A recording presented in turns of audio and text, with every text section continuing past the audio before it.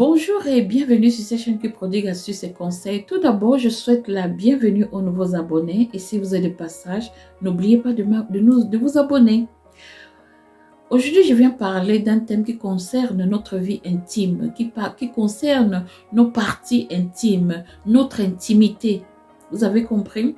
Alors, mais avant de me lancer, n'est-ce pas, dans le débat du thème d'aujourd'hui, n'est-ce pas, je tiens d'abord à vous faire notifier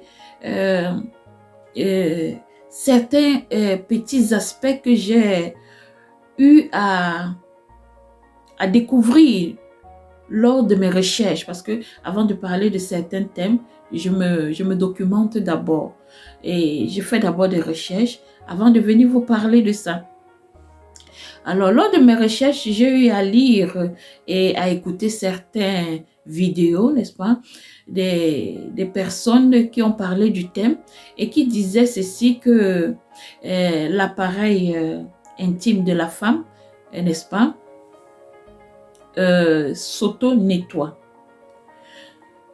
Je ne dis pas le contraire, que ça s'auto-nettoie. Ça se nettoie seul. Mais il faut aussi que ces gens-là soient plus réalistes et soient plus vrais, soient plus véridiques. Et dire aux gens, n'est-ce pas, à dire aux gens que oui, ça s'auto-nettoie, ça se nettoie seul, mais on a toujours besoin, n'est-ce pas, d'un petit... il a besoin d'une petite aide pour finir le nettoyage. Parce que je vais vous prendre un petit exemple pour vous expliquer mieux l'idée dont je suis en train de parler là. Dans l'appareil de la femme, son appareil est à l'intérieur. Vous avez compris? Alors, quelquefois, oui, les sécrétions doivent sortir normalement. Mais il y a certaines sécrétions qui se forment de telle manière que quelquefois, ça a besoin d'une aide pour sortir complètement hors de la cavité. Vous avez compris ce que je veux dire? Du moins, les femmes, s'il y a les femmes là, elles vont comprendre de quoi je parle. Alors, si vous comprenez donc que s'il n'y a pas une aide externe pour aider que ces sécrétions-là sortent complètement de la cavité, il y aura des odeurs, il y aura des fermentations qui vont créer des odeurs par la suite. Et ça ne sera pas bon pour sentir. Ça ne sera pas bon de sentir ces odeurs-là durant un rapport, par exemple, entre hommes et femmes, bien sûr.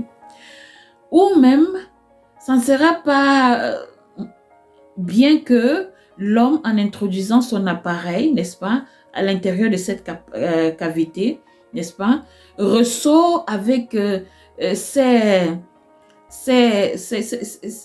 morceaux, n'est-ce pas, ces morceaux de sécrétion autour de son instrument. Vous comprenez, non? Ce n'est pas beau à voir et ce n'est pas esthétique et ce n'est pas aussi... Du moins, ce n'est pas beau à voir. C'est pas beau à voir. C'est vraiment... C'est pas beau à voir. Donc, ça c'est un. Et de deux, ils disent... Pendant mes recherches, j'ai lu quelque part qu'il disait qu'il ne fallait pas introduire le doigt à l'intérieur pour se nettoyer. Mais, par contre, on oublie qu'il y a des femmes qui utilisent des sex toys. C'est toujours pour introduire à l'intérieur. Et durant le rapport, l'homme aussi introduit son doigt à l'intérieur. Il y a certains qui utilisent les concombres et tout. Et ça va à l'intérieur. Mais si on interdit le doigt d'aller nettoyer à l'intérieur, pourquoi pas aussi interdire tous ces instruments-là Même la vèche, même l'instrument de l'homme aussi va à l'intérieur. Il faut qu'on interdit complètement tout ce qui pénètre, tout ce qui entre à l'intérieur. Hein?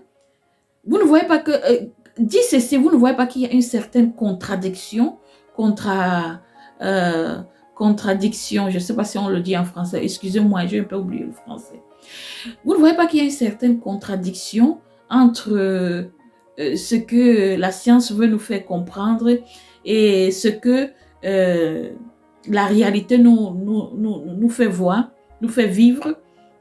Il y a une très grande contradiction. Donc, pour moi, n'est-ce pas, je maintiens et je continue à dire que la femme doit se nettoyer. Doit se nettoyer. Et pour ce faire, j'ai par exemple des exemples des trucs naturels avec lesquels une femme peut se faire la toilette avec et ça n'endommage, ça ne dérange rien parce que c'est naturel, ce sont des plantes, ce sont des fleurs et par exemple, nous avons cette fleur-ci qu'on appelle la fleur d'hibiscus qui est très bon. Vous pouvez faire soit un bain de vapeur, si vous êtes une femme, vous pouvez faire un bain de vapeur avec, n'est-ce pas, pour vous nettoyer en bas. Et les trucs vont sortir et puis il y aura une certaine fermeté en bas. Et le parfum aussi va changer, n'est-ce pas, vous aurez une bonne odeur après un bain de vapeur. Ou alors vous pouvez soit bouillir, n'est-ce pas, ces fleurs, n'est-ce pas, ces fleurs d'hibiscus, qui est déjà une plante qu'on boit. On boit déjà ces fleurs d'hibiscus. Dans la norme, on le boit. Vous voyez, non? On le boit. Donc, à plus forte raison, on peut aussi l'utiliser pour les parties intimes. Vous pouvez bouillir cela, n'est-ce pas? Et recueillir l'eau de ça pour faire votre toilette avec. Et ça va vous nettoyer correctement et bien. Vous pouvez même utiliser aussi les feuilles séchées de Djeka. J'ai déjà parlé des feuilles séchées de Djeka.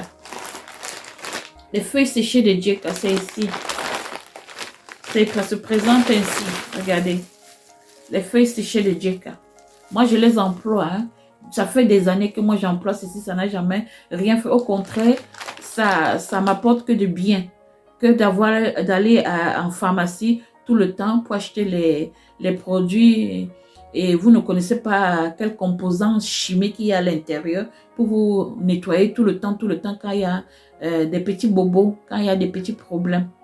Moi, depuis que j'utilise ces plantes, ces feuilles-ci, ajouter à un autre truc que j'appelle la pierre blanche, moi, je me sens complètement propre et à l'aise. Je n'ai jamais eu de problème. Et c'est depuis des années que j'utilise ça.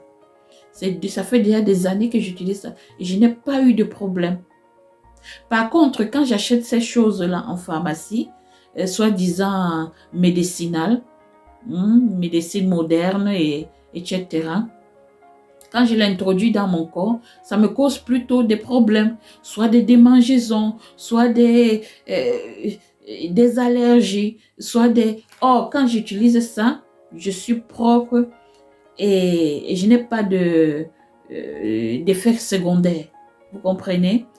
Parce que la preuve, moi je vais 2 ou 3 fois l'année chez mon gynécologue pour faire des examens. Elle m'a au contraire, je n'ai jamais dit que j'utilisais les plantes. Au contraire, elle m'a toujours félicité que mon appareil était toujours propre et en bon état. Oui. Elle n'est pas au courant que j'utilise ça, les plantes, depuis des années. Donc, vous voyez que vraiment, il faut faire attention à tout ce qu'on lit, tout ce qu'on écoute, bien que ce soit parfois les gens de soi-disant professionnels qui nous donnent ces conseils ou astuces-là. Il faut faire beaucoup attention à ce qu'on écoute, ce qu'on entend, ce qu'on lit. Vous comprenez? Surtout en ce qui concerne notre santé. Il faut faire beaucoup attention. C'est de ça que je voulais parler dans cette vidéo. C'est de ça que je voulais partager. C'est pour ça que je voulais partager cette recherche, cette expérience et mes idées, n'est-ce pas, avec vous. Prenez soin de votre fleuche vaginale, prenez soin de vos parties intimes. De même aussi pour l'homme, l'homme doit aussi faire attention à son hygiène intime parce qu'il en a aussi besoin. Vous avez compris? Dis ceci, merci de m'avoir suivi. Prenez soin de vous. Likez les vidéos, partagez et à bientôt. Bye bye.